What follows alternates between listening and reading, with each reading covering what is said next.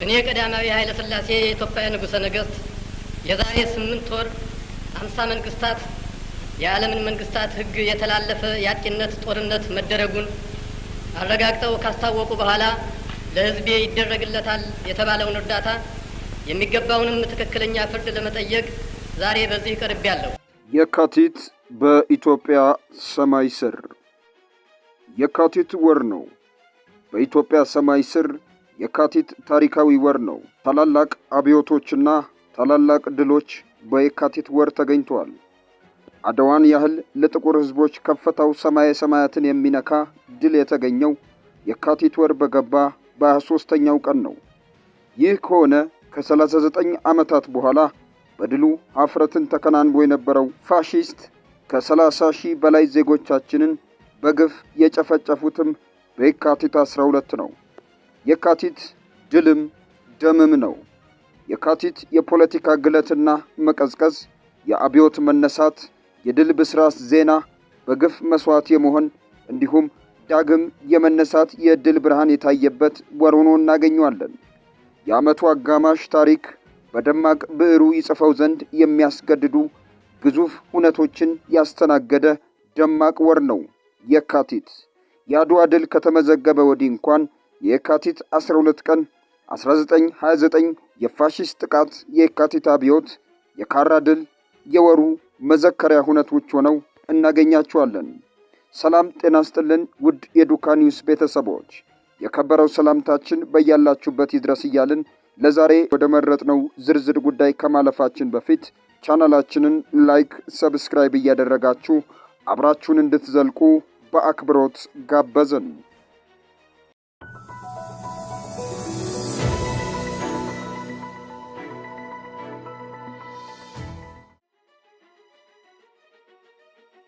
የካቲት 12 የሰማዕታት ቀን። የካቲት ወር በኢትዮጵያ ላቅ ያለ ታሪካዊ ቦታን የያዘ ነው።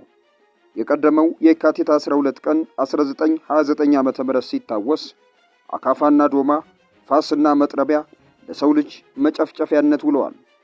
አዛውንት እናትና አባቶች ሕፃናትን ጨምሮ በመኖሪያቸው በሳት ጋይተዋል። ዋይታና ጩኸት፣ የሰቆቃ ድምጾች፣ እሪታና ጣር እያሰሙ ንጹሐን ዜጎች በየመንገዱ በየጉራንጉሩ በየመንደሩ ተዘርግተዋል። ሰላማዊያኑ ኢትዮጵያውያን በግፍ እልቂት የተፈጁበት ይህ ዕለት አርብ ነበር። ረቡዕ የካቲት 10 ቀን 1929 ዓ.ም ግራዚያኒ ወደ አዲስ አበባ ተመለሰ። ለሕዝቡም ሞተ ተብሎ የተወራው ስህተት እንደነበረና ምንም ያለመሆኑን ለማሳየት ለማረጋገጥ ስለፈለገ በማግስቱ የካቲት 11 ቀን 1929 ዓ.ም ባስነገረው ጥሪ አዋጅ መሰረት በአደባባይ ላይ እንዲሰበሰቡ አደረገ። ሆኖም የተሰብሳቢው ቁጥር ስላነሰበትና ያሰበውን ያህል ትኩረት እንዳላገኘ ስለተሰማው በማግስቱ አርብ የካቲት 12 ቀን 1929 ዓ.ም ከቤተ ክርስቲያን ከቅዳሴ መልስ ልክ በጠዋቱ 4 ሰዓት ሕዝቡ በገነተ ልዑል ቤተ መንግሥት ፊት ለፊት እንዲሰበሰብ አዘዘ። ለነዳያንና ለችግረኞችም ብዙ ሊሬ እንደሚሰጥ ጭምር አስለፈፈ። የካቲት 12 ቀን 1929 ዓ.ም ልክ በ4 ሰዓት ይጀምራል የተባለው ፕሮግራም ግብፃዊው አቡነ ቄርሎስ ታመሚያለሁ ብለው ለ1 ሰዓት ያህል ዘገዩ። ወታደር ተልኮ አቡኑ ልክ 4 ሰዓት ከ55 ቤተ መንግሥት ደረሱ። ወንበር ወጥቶላቸው ከግራዚያኒ በስተቀኝ በኩል ከከፍተኛ የፋሺስት ባለሥልጣናት ጎን ተቀመጡ። ከግራዚያኒም በስተግራ በኩል ጀነራል ጋርባልዲ፣ ደጃዝማች ኃይለ ሥላሴ ጉግሳ፣ ራስ ኃይሉ ተክለ ሃይማኖትና ከሌሎች ኢትዮጵያውያን ክደው ለጣሊያን ካደሩ ባንዶች ጋር ተቀምጠው ነበር። ስብሰባው እንደተጀመረ ግራዚያኒ ከፍተኛ ንቀት በተሞላበት ኩራት ተወጣጥሮ ቁና እየተነፈሰ ኢትዮጵያውያንን ያበሻቅጥ ጀመር። ይኸው አለው ሞቷል እያላችሁ የምታወሩትና የምታስወሩት ሁሉ ከንቱ ነው፣ ከንቱ ሟርት ነው ብሎ ተናገረ።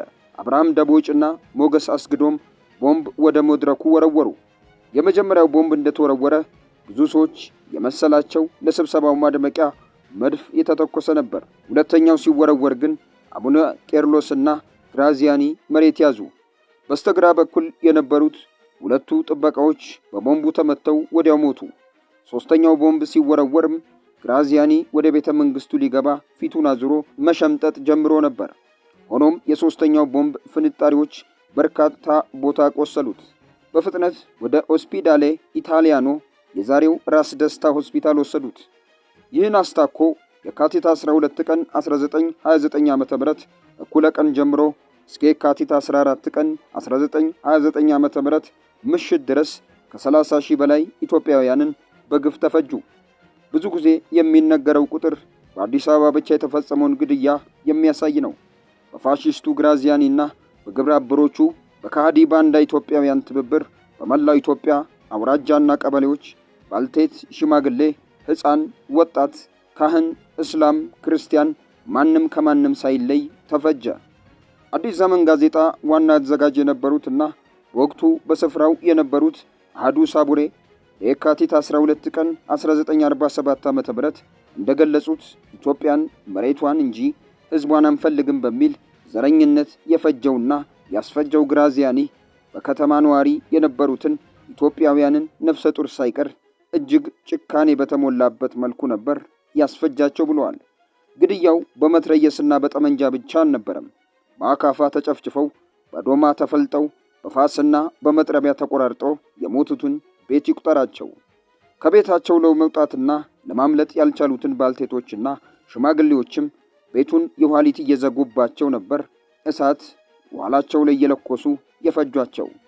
በዚህ ለ3 መዓልትና ለ3 ሌሊት ሲፈጸም በነበረ ግፍ የኢትዮጵያውያኑ ሰማዕታት አስከሬን በገዛ አገሩ ጥርኝ አፈር ተነፍጎ በየጎዳናው ተዘርሮ ደሙ እንደ ሐምሌ ጎርፍ ሲጥለቀለቅ በገዛ ቤታቸው የተቃጠሉትና የቤቱ ቃጠሎ ነበልባል ደግሞ ጢስ እስከ ሰማይ ሲያርግ ማየታቸውን የዓይን ምስክሮች ተናግረዋል። በአራተኛው ቀን የካቲት 15 1929 ዓ.ም ሁኔታዎች ጋብ ያሉ መሰሉ። የግራዚያኒም ቁጣ የበረደ መሰለ። ለከተማዎቹ ጽዳት ሲባል የሰማዕታቱ አስክሬን አፈር እንዲቀምስ ተደረገ። ብዙዎቹ በቡልዶዘር አማካኝነት በጅምላ ተቀበሩ። እነዛ የጅምላ መቃብሮች አብዛኞቹ ዛሬም በቅጡ አይታወቁም። የተወሰኑት ግን ለአጽማቸው ማረፊያና መታሰቢያ ተብሎ በቅድስት ሥላሴ ሐውልት ቆሞላቸዋል። አብርሃም ደቦጭና ሞገስ አስክዶም ራስ አበበ አረጋይ የአርበኞች ጦር ጋር ከተቀላቀሉ በኋላ ራስ አበበ አረጋይ ልዩ እንክብካቤ እንዲያገኙ አደረጉ። ቆይተው ግን የነበራቸውን የትምህርት ደረጃ በመረዳት ከሀገር ውጭ ወጥተው ለሀገራቸው ቢሰሩ ይጠቅማሉ ብለው በማሰብ ከስንቅና ከገንዘብ ጋር ወደ ሱዳን እንዲሄዱ መከሯቸው። ሆኖም ግን በጉዟቸው ላይ ሱዳን ሊገቡ ትንሽ ሲቀራቸው በገጠር ባሉ የፋሺስት ወታደሮች ሁሉ ተናኝቶ ነበርና በፋሺስቶች ተይዘው በስቅላት ተቀጥተው ሰማዕት ሆኑ። በኋላ ግን አፄ ኃይለ ሥላሴ በሱዳን በኩል ጣሊያንን ከእንግሊዝ ሰራዊት ጋር ሆነው ድል ሲያደርጉ የአብርሃምና የሞገስ አስክሬን ተቆፍሮ ወጥቶ አሁን አዲስ አበባ በሚገኘው ቅድስት ሥላሴ አርበኞች ሐውልት ስር እንዲያርፍ አድርገዋል። ከየካቲት 12 37 ዓመታት በኋላ ሌላ ጩኸት ስለ መብት፣ ስለ ሀገር፣ ስለ ረሃብ፣ ስለ ድንቁርና አቤት የተባለበት ጩኸት ጀመረ። የካቲት 66 አብዮት። አዲስ አበባ በታክሲ አሽከርካሪዎች፣ በመምህራን፣ በሰራተኞች፣ በእስልምና እምነት ተከታዮች፣ በወጣቶች፣ በተማሪዎች፣ በወታደሮች፣ በጥቅሉ በሕዝባዊ አብዮት ተናጠች። መሬት ላራሹ፣ የዲሞክራሲ መብት፣ የሃይማኖት እኩልነት፣ የብሔሮች እኩልነት፣ የሴቶች እኩልነት ከፍ ተደርገው ተጮኸላቸው፣ ተዘመረላቸው። የካቲት 1966 ዓ.ም የፈነዳው እሳተ ገሞራ አድማሱን አስፍቶ ኢትዮጵያ ለዘመናት የተዳደረችበትን የዘውድና የአጼ ሥርዓት የገረሰሰበት ሕዝባዊ አብዮትን ወለደ። የካቲት አዝሎት የነበረው ሕዝባዊ ተስፋ መጠነ ሰፊ ነበር። በረሃብ ዘውትር የሚጠቃው ሕዝባችን በቀን 3 ጊዜ የሚመገበው የተመጣጠነ ምግብ እንዲያገኝ፣ ጤናው እንዲሟላ፣ ትምህርት ያልደረሰው ወገን ትምህርት እንዲያገኝ፣ የነበረው የትምህርት ሥርዓትም የተሟላና ከትምህርት ከእድገት ጋር የተያያዘ እንዲሆን፣ ንጹህ ውሃ እንዲሁም የኤሌክትሪክ ተጠቃሚ እንዲሆን ተስፋና ምኞት የካቲት ተሸክሞ ነበር። ሁሉ ማህበራዊና ኢኮኖሚያዊ ተስፋዎች ተፈጻሚነት እንዲኖራቸው ደግሞ የካቲት ፖለቲካዊ ተስፋም አንግቦ ነበር። ማን እቅዱን ያወጣል? ማን እቅዱን ይተቻል? ማን እቅዱን ያስፈጽማል?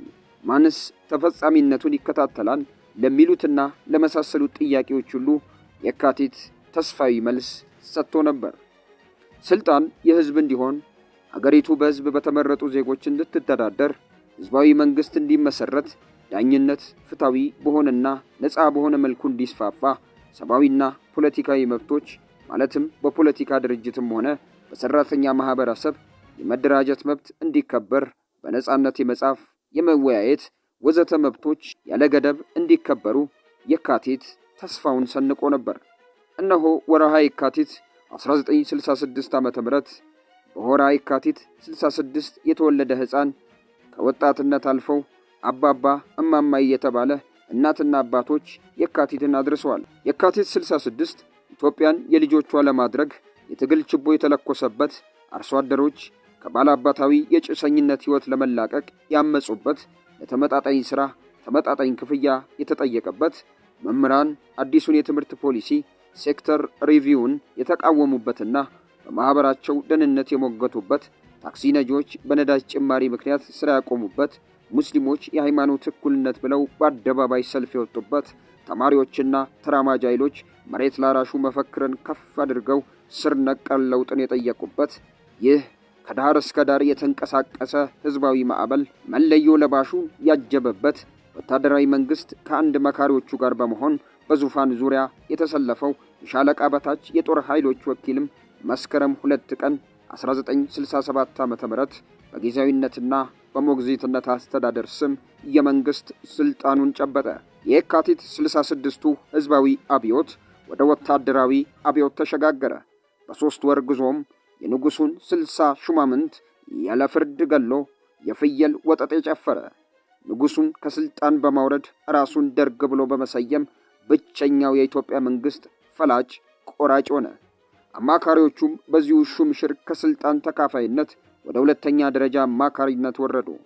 ደርግም ለሚቀጥለው 17 ዓመት ኢትዮጵያን ሲያስተዳድር መጀመሪያ ኢትዮጵያ ትቅደም በኋላ ሶሻሊስት ሪፐብሊክ ፈጠርኩ ቢልም ገና ከጅምሩ ተቃዋሚውን ጸጥ ለጥ አድርጎ ለመግዛት ያወጣው የዲሞክራሲ መብት እገዳ አዋጅ እያደር ቀውስ ውስጥ ከተተው። ወታደራዊ ባህሪውና ጦረኝነቱ በማርሽና በቀረርቶ ታጀበ።